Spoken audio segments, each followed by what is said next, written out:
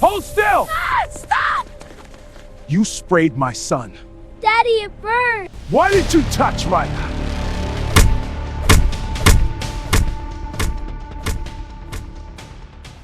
Blood slid down 13-year-old Kiona Greyhawk's face as he forced himself to focus on the numbers stamped into the metal badge above him. The sting in his eyes was blinding, but he refused to look away. Even through the burn of pepper spray, he memorized what he could. With shaking fingers and wrists already tightening under steel cuffs, he managed to lift his phone just high enough to capture a blurred image of Officer Daniel Crowley's nameplate before the strength left his body and the pavement rushed up to meet him. Miles away, in a secure conference room inside the Hoover Federal Building in Washington, D.C., Special Agent in Charge Nathan Redhawk of the FBI's Counterintelligence Division stood at the head of a polished table surrounded by senior agents and analysts. At 48, Nathan carried himself with the composed authority of a man who had spent more than 2 decades navigating both foreign threats and domestic politics. He was outlining final coordination steps for a sensitive multi-location operation when his phone vibrated in his pocket. He ignored it. Secure briefings required discipline. The phone buzzed again, then again. The rhythm was wrong. Urgent. He paused mid-sentence and excused himself, stepping into the corridor just outside the secured room. 7 missed calls, 3 from Silver Valley Middle School, 2 from his wife, Lena, 1 from their neighbor, and 1 unfamiliar local number. A text message preview showed a frozen frame of a police cruiser and a small figure on the ground. Before we continue, take a moment and think about where you're listening from. Stories like this unfold in communities across the country, sometimes in neighborhoods that believe they are immune to them. If you believe injustice should never be hidden, stay with this story. Earlier that afternoon, everything in Kiona's world had felt bright and certain.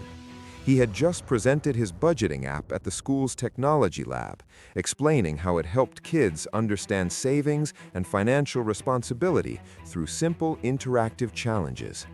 His teacher, Miss Delaney, had praised his clarity and creativity and suggested he enter the state STEM competition.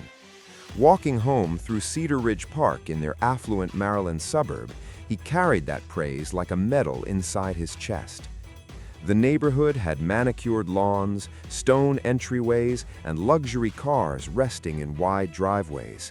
It was the kind of place Nathan and Lena Redhawk had chosen intentionally, believing stability and professional success might soften the edges of the realities they had faced growing up. They wanted their children to feel safe. Kiona took his usual path through the park. White families gathered near the playground, toddlers chasing one another beneath the climbing structure.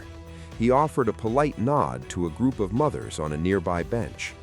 His parents had taught him carefully, always be visible, always be respectful, give no one a reason to question your presence. He kept walking, thinking about telling his mother about the competition. From across the lawn, a woman named Lauren Mitchell watched him with narrowed suspicion. She had moved into the neighborhood less than a year earlier and had already built a reputation for frequent calls to the community watch line. She lifted her phone and dialed the police, lowering her voice into something urgent and confidential. "There's a black teenager hanging around the children at Cedar Ridge Park," she said. "He's been circling the playground for at least 15 minutes." The statement was entirely false. Kiona had entered the park less than 2 minutes earlier and was walking straight through. Officer Daniel Crowley received the dispatch while patrolling nearby.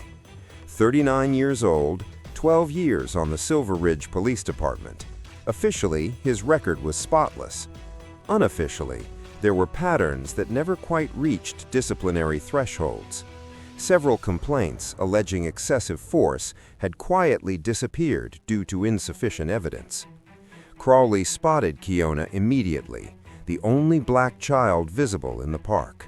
He parked abruptly and stepped out of his cruiser, one hand resting near his holster as he approached. "Stop right there," he called, his voice cutting across the playground chatter. The noise around them faded, heads turned. Kiona froze.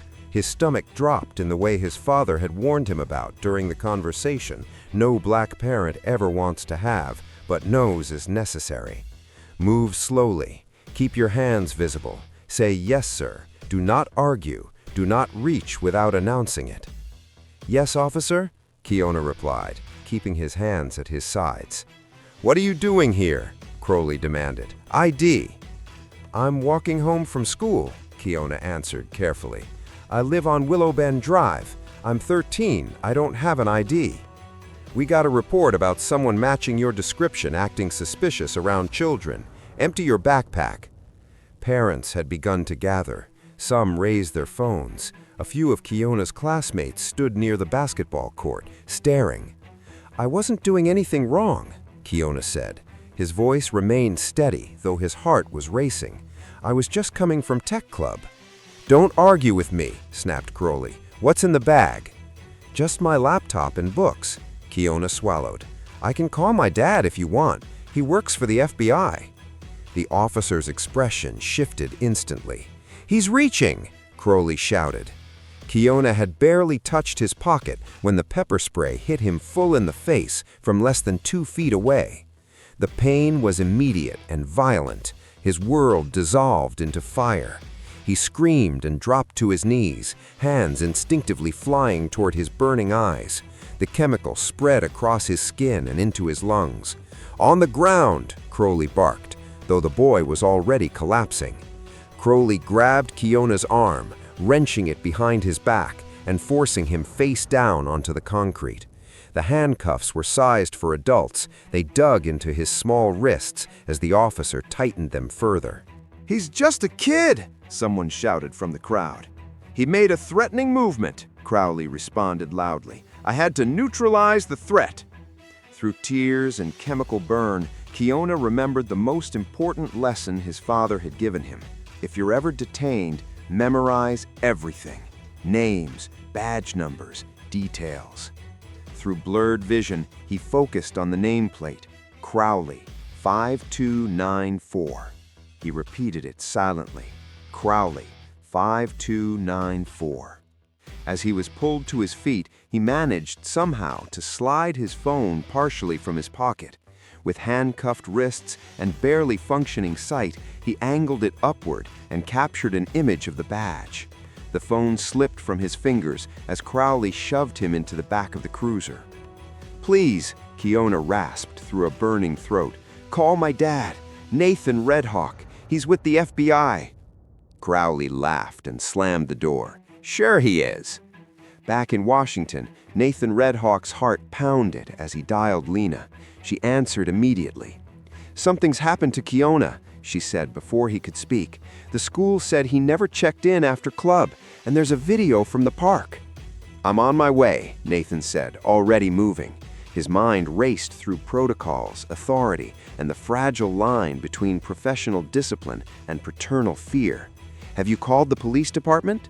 "They won't confirm anything," Lena replied. "They said they can't discuss a minor without a case number." Nathan inhaled slowly. Decision made. He dialed the Silver Ridge Police Department command desk directly.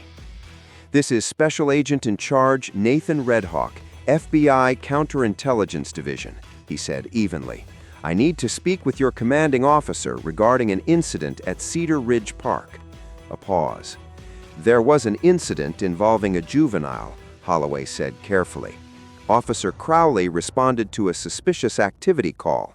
The subject was uncooperative. "That subject," Nathan said, his voice dropping into controlled steel, "is my son. I want to know what force was used." Another pause. "Chemical spray was deployed when the subject made a sudden movement toward his pocket." Nathan nearly lost control of the steering wheel. "You're telling me one of your officers pepper sprayed my 13-year-old child?" Silence. Is he receiving medical attention? He's being processed. I'm 15 minutes away, Nathan replied, deadly calm. If my son has not received immediate medical evaluation by the time I arrive, your department will answer to the full authority of the federal government." He ended the call and immediately dialed Lena again. "They sprayed him," he said quietly. "They pepper sprayed our son." There was a pause on the other end. Lena Redhawk, one of the most respected civil rights attorneys on the East Coast, inhaled slowly. "Document everything," she said. "I'm calling Judge Adler for an emergency hearing. I'll meet you at the station." As Nathan drove towards Silver Ridge, memories flooded him. The talk he had with Kiona when he turned 12, the same talk his own father had given him. If an officer stops you, move slowly, keep your hands visible, say "yes, sir," do not argue, memorize badge numbers. Back then, Kiona had looked up at him and asked, "But Dad, you work for the FBI. Won't they know I'm your son?" Nathan had felt something break inside him. "They won't know," he had said, "and some wouldn't care if they did." Now he wondered whether those careful instructions had protected his son at all. He thought of his younger cousin, killed during a traffic stop nearly 20 years earlier. That loss had shaped his decision to enter federal service, believing change could be forged from within. As the Silver Ridge Police Department came into view, one question pressed harder than the rest. Had he been wrong? Kiona Greyhawk sat alone beneath the harsh fluorescent lights of Interview Room 3, the air inside thick and stale. The burning in his eyes had dulled into a deep throbbing ache, but every blink still felt like sand scraping against raw skin. Tear tracks had dried along his cheeks, leaving faint chemical streaks across his face. His wrists, too, small for the cuffs that had restrained him, bore angry red impressions where the metal had dug in. No one had offered him water. No one had called his parents. Each time he had asked, the answer had been the same: sit still. Beyond the two-way mirror, Officer Daniel Crowley stood with his arms crossed, jaw tight, watching the boy through the glass. Beside him, Officer Brett Miller shifted uncomfortably. Miller had only been on the force for 2 years.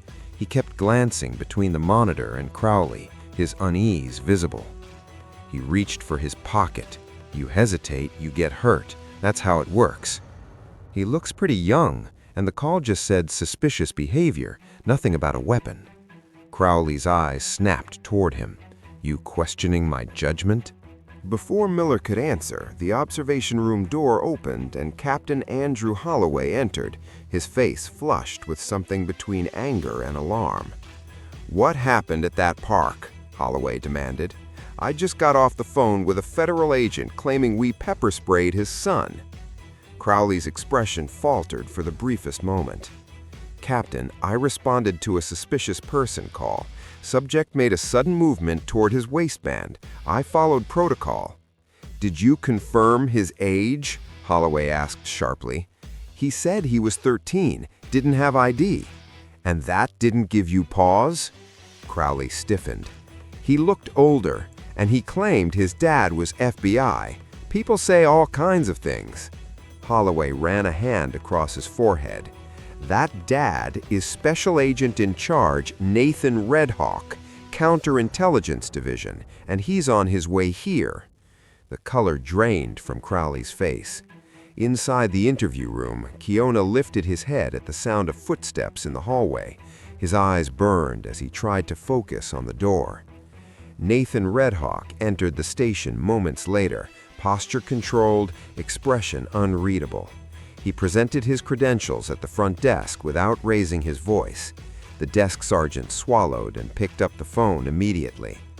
Captain Holloway met him halfway down the corridor. "Agent Redhawk?" Holloway began, extending a hand. Nathan ignored it. "Where is my son?" Holloway gestured toward the hallway. "Interview room 3. There was a misunderstanding during intake. Has he received medical attention?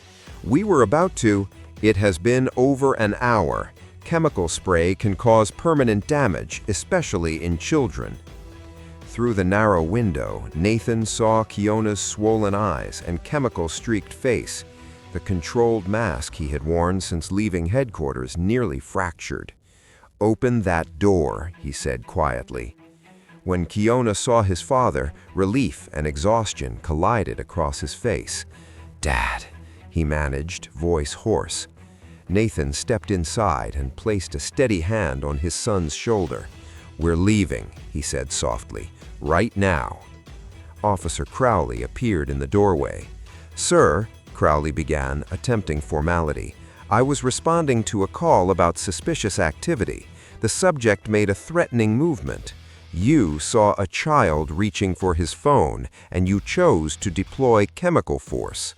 With respect, sir, I had no way to verify his claims in the moment. You had every opportunity to exercise judgment. Instead, you escalated." Captain Holloway stepped in quickly. "We'll preserve all body camera footage and documentation," he said. "You have my word." Nathan's gaze did not leave Crowley. "You will preserve every piece of evidence. If anything disappears, this becomes far larger than a single incident." Kiona was released into his father's custody. Outside, the afternoon sun felt painfully bright against his inflamed eyes. At Riverbend Memorial Hospital, Lena Redhawk was already waiting in the emergency department. She crossed the room in 3 strides, stopping just short of touching her son's face. "I'm here," she whispered. A nurse began flushing Kiona's eyes with sterile solution while a physician documented visible injuries. Chemical burns across the cheeks and eyelids, corneal irritation, bruising on both wrists. The sting returned with the wash, but Kiona clenched his jaw and endured it. "You're doing great," the doctor assured him. "The burning should ease soon. We'll have an ophthalmologist check for deeper damage." Nathan stood at the foot of the bed, absorbing every word. Lena requested full photographic documentation, optical scans, and detailed injury notes for the medical record. "No permanent damage," the specialist finally concluded. But it was close. Another few inches and we might be discussing something different. When they were alone, Kiona spoke quietly. "I remembered what you told me," he said to his father. "I memorized his badge number, and I got a picture." Lena and Nathan exchanged a look, pride tangled with heartbreak. That night, the first video surfaced online. A parent who had been filming from across the playground had captured the entire encounter. The footage showed Kiona standing still, hands visible, speaking calmly. It showed the moment he reached toward his pocket and the instant Crowley sprayed him at point-blank range.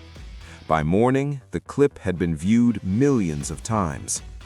News vans lined the street outside the Silver Ridge Police Department. Protesters gathered with handmade signs demanding accountability. Counter-protesters appeared hours later, wearing shirts supporting law enforcement and insisting the officer had done nothing wrong. Inside the Red Hawk home, the family watched the reaction unfold across television and social media. "Every major network wants an interview," Lena said, scrolling through requests. "If we don't tell this story ourselves, someone else will." Kiona sat quietly at the kitchen table, dark circles under his eyes. "Will everyone at school see it?" "Yes," Zoe said gently, "but most of them are on your side." As the day progressed, more videos emerged, including a clearer angle from a neighbor that showed Kiona walking straight through the park before the officer approached. The narrative that he had been lurking began to unravel. At the same time, the Silver Ridge Police Union held a press conference defending Crowley's actions, emphasizing split-second decisions and officer safety. By evening, Lena filed a federal civil rights complaint. Nathan formally recused himself from any FBI operational involvement, but requested that the Civil Rights Division review the case. Within 48 hours, preliminary data revealed troubling patterns. Minority residents in Silver Ridge were stopped at rates nearly 8 times higher than white residents. Use of force incidents disproportionately involved Black and Hispanic individuals. Then, something deeper surfaced. An anonymous message reached Nathan through secure channels. Need to talk, not safe electronically. Information about Silver Ridge PD beyond your son's case. The next day, Nathan met Officer David Morales at a quiet memorial park on the outskirts of town. Morales spoke in low, urgent tones. "It's bigger than this incident," he said, handing over a thumb drive. "There's an unofficial performance program, arrest quotas in certain neighborhoods, cash incentives, off the books." Spreadsheets detailed priority zones, nearly all in minority areas. Officers were tracked by productivity metrics tied to arrests and convictions. Financial bonuses followed. Crowley's name appeared repeatedly. The FBI expanded its investigation. Warrants uncovered internal messages filled with discriminatory language. Evidence showed altered reports and deleted communications after Kiona's case went public. Someone inside the department panicked and attempted to wipe server data, but copies had already been secured. As pressure mounted, the city offered a substantial settlement: financial compensation, reforms, and Crowley's resignation. In exchange, confidentiality. Kiona listened as his parents explained the offer. Would he still be a police officer somewhere else? He asked. Yes, Lena admitted. He would resign without an official finding. Then another kid might get hurt, Kiona said quietly. I don't want that. They rejected the offer. A grand jury was convened. Criminal investigations expanded beyond Crowley to include supervisory personnel. Evidence of a systematic incentive scheme surfaced publicly. Threats began arriving, anonymous calls warning Nathan to back off. A patrol car from Silver Ridge was spotted driving slowly past their home late at night. Instead of retreating, the family moved forward. The courtroom would become the next battleground. Long after the house had gone quiet and the patrol car's headlights no longer traced shadows across the curtains, Nathan sat alone at the kitchen table with case files spread before him. The strain had settled into his body in ways he couldn't ignore. Shallow sleep, a wired but exhausted feeling that no amount of discipline could override. During one of those late nights, he began taking Advanced Adrenal Factor, a supplement formulated to support healthy adrenal function during prolonged stress. Its blend of carefully selected nutrients and adrenal-supporting compounds was designed to help the body maintain balanced cortisol levels and steady energy without the crash that came from caffeine. Nathan didn't expect miracles. He simply needed consistency, clear focus during strategy sessions, calmer nights when his mind refused to power down. Over time, he noticed a subtle shift: fewer restless wake-ups, more even stamina through long depositions and briefings. It became part of his quiet routine, another tool to help him stay sharp, for his family and for the fight ahead. The federal courthouse in River County rose from the city block like a monument to order, its pale stone exterior glowing beneath the early morning sun. Reporters clustered along the steps, cameras balanced on shoulders, microphones poised for statements that could tilt the national conversation. By the time Lena Redhawk arrived with her legal team, the case had already grown beyond a single act of excessive force. What began as one officer's decision in a neighborhood park had widened into an investigation of institutional conduct. Inside courtroom 4, the air carried the low murmur of anticipation. Judge Eleanor Whitaker presided from the bench, known for her meticulous adherence to precedent and her refusal to indulge theatrics. To her left sat the city's legal counsel, flanked by attorneys representing Officer Daniel Crowley and several department supervisors.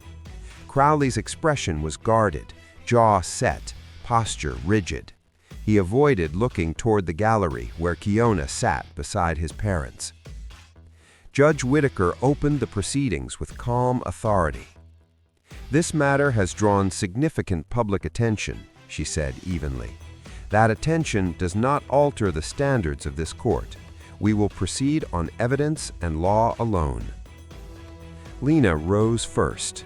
Though she stood as both attorney and mother, her voice remained measured. She outlined the facts succinctly. A child walking home from school, no crime committed, no resistance offered, chemical force deployed at close range.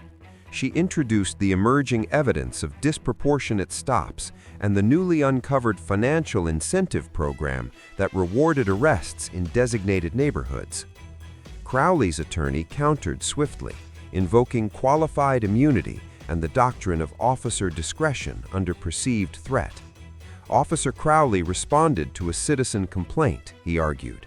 He made a split-second judgment call to protect public safety. Judge Whitaker listened without expression. "The motion to dismiss on qualified immunity is denied at this stage," she ruled. "Discovery will proceed."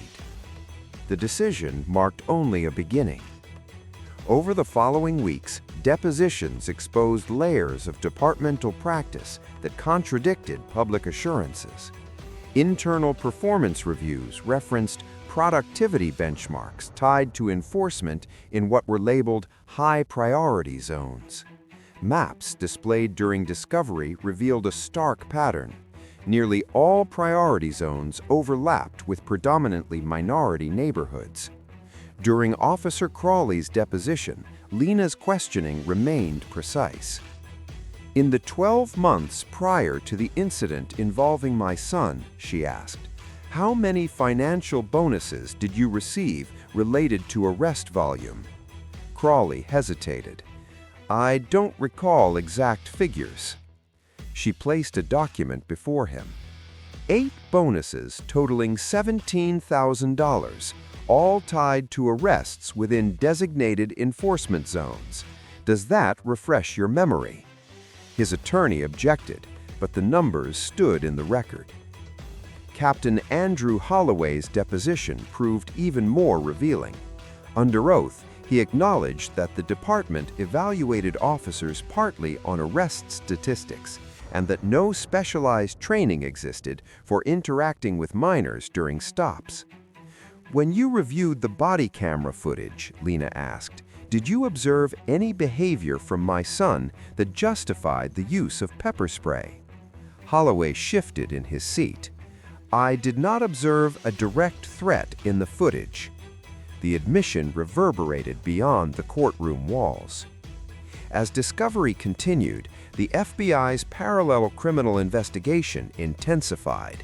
Financial records confirmed that civil asset forfeiture funds had been quietly redirected into discretionary pools used to reward enforcement activity in targeted neighborhoods.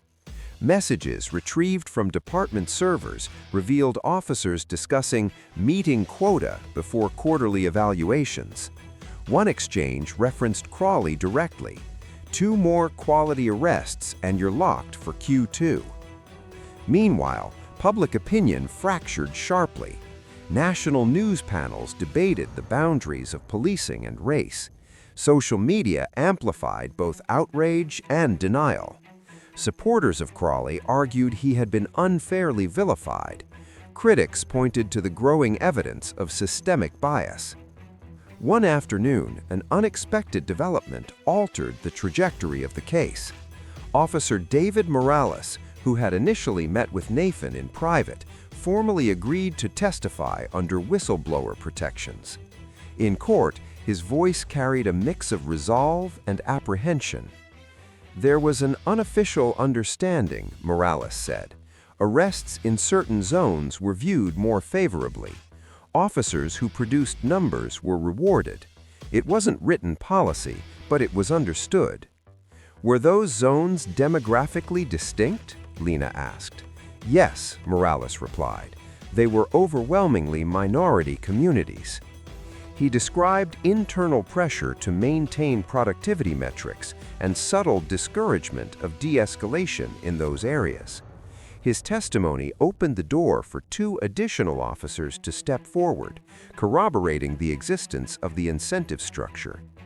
outside the courthouse, tension escalated. Demonstrations swelled to hundreds. Faith leaders called for transparency. Police union representatives warned against what they described as politically motivated prosecution. Amid the mounting scrutiny, the city presented a revised settlement offer.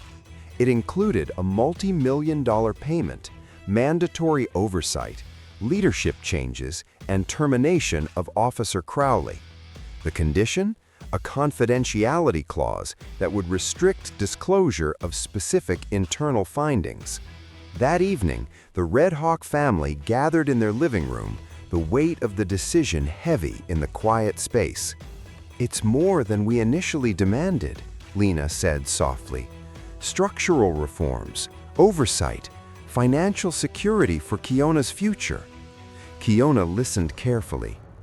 "Would everyone know why it happened?" he asked. "Not fully," Nathan answered. "The agreement would limit public disclosure of certain details." Kiona lowered his eyes, then looked back up with steady clarity. "If people don't know the truth, it could happen again." The simplicity of his reasoning cut through the legal calculus. They declined the offer. The grand jury proceedings advanced swiftly. Evidence of altered reports and attempted data deletions added obstruction charges to the investigation. A forensic review confirmed that key files had been erased from department servers within hours of the incident becoming public, though backups preserved their contents. Then came a moment that shifted the courtroom atmosphere entirely. Kiona took the stand. The room fell silent as he raised his right hand and swore to tell the truth. Though small against the high-backed witness chair, his composure filled the space. He described the walk home, the officer's approach, the commands, and the sudden blast of pepper spray. His words were unembellished, clear, direct. When Crowley's attorney attempted to suggest that fear might have distorted his perception, Kiona responded evenly. "I know what it feels like to be sprayed in the face. I know I was reaching for my phone to call my dad." There was no anger in his tone, only certainty. The following day, Crowley testified. He repeated the narrative of perceived threat and split-second decision-making. But under cross-examination, inconsistencies emerged between his initial report and body camera footage. The footage showed Kiona's hands visible for the majority of the encounter. Lena introduced financial records tying Crowley's recent performance review to a shortfall in quality arrests. The implication was clear: incentive and action were not unrelated. As the trial entered its second week, federal prosecutors unsealed indictments against Crowley and two supervisors for civil rights and conspiracy to commit fraud through misuse of forfeiture funds. Captain Holloway faced separate charges of obstruction. The city's negotiating posture shifted overnight. A final proposal arrived: $5 million placed in trust for Kiona, permanent termination of Crowley, criminal cooperation agreements from supervisors, and a consent decree mandating 5 years of independent monitoring with full transparency, no confidentiality restrictions. This time, the terms aligned with the family's principles. After careful discussion, they accepted. Judge Whitaker approved the settlement with a rare public statement. "This case illustrates the critical importance of accountability," she said from the bench. "Justice requires more than compensation. It requires reform." In the months that followed, the Silver Ridge Police Department underwent sweeping changes. Leadership was replaced. Mandatory de-escalation and bias training were instituted. Civilian oversight boards gained expanded authority. Federal monitors issued quarterly public reports. Officer Daniel Crowley was later convicted on federal civil rights charges. Captain Holloway entered a plea agreement. For the Red Hawk family, resolution did not erase memory. Kiona continued therapy to address lingering anxiety. But something else grew alongside that healing, a sense of purpose. 6 months after the settlement, Kiona launched the Greyhawk Youth Initiative, using a portion of the Trust's discretionary funds to create workshops teaching young people about their rights and connecting them with mentors in technology and law. Nearly a year after the incident, he returned to Cedar Ridge Park with his father. The air felt different, though the trees were the same. A small community outreach booth now stood near the playground, staffed by officers trained under the new reforms. "You don't have to do this," Nathan said quietly. "I want to. I can't let one moment decide what this place means." They walked the path slowly. When they reached the spot where everything had changed, Kiona paused. "I still get angry sometimes," he admitted. "But I don't want the anger to be the end of the story." Nathan rested a hand on his shoulder. "Anger can be a beginning," he said, "if you build something better from it." Kiona nodded, watching children of every background run freely across the grass. The day that began with humiliation in a quiet park had ignited accountability that reached far beyond one family. It had exposed a system that thrived in shadow and forced it into the light. Justice had not arrived quickly. It had required persistence, evidence, and courage. But in the end, it proved something essential. When truth is spoken clearly and pursued relentlessly, even entrenched institutions can change.